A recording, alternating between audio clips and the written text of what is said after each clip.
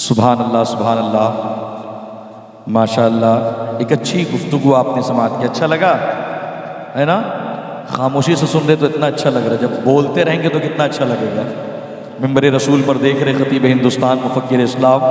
ترجمان مسلک اعلیٰ حضرت استاذ مکرم حضرت اللہ حضرت علامہ شمشاد احمد رضوی صاحب، جو الحمدللہ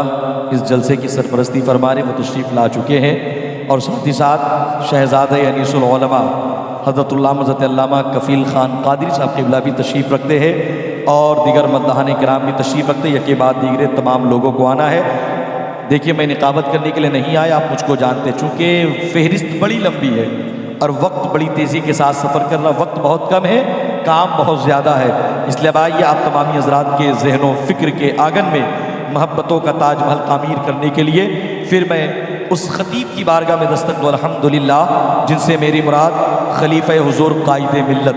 خلیفہ حضور گلزار ملت، مفتی ملت حضرت اللہ حضرت علامہ مفتی محمد رفیق الاسلام صاحب قبلہ مصباحی دامت برکاتہم القدسیہ، نائب قاضی القضات فی البنگال کی بارگاہ میں بڑے احترام کے ساتھ التماس، اگر کچھ سننا چاہتے ہیں تو محبتوں کا ثبوت پیش کرے، دونوں ہاتھوں کو ربیع الاول شریف کا جھنڈا بنا لے اور نعرہ لگائے، اٹھائیے ہاتھ، اٹھائیے،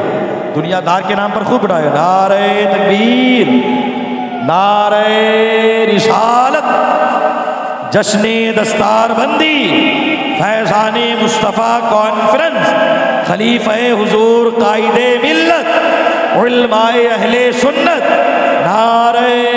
تکبیر،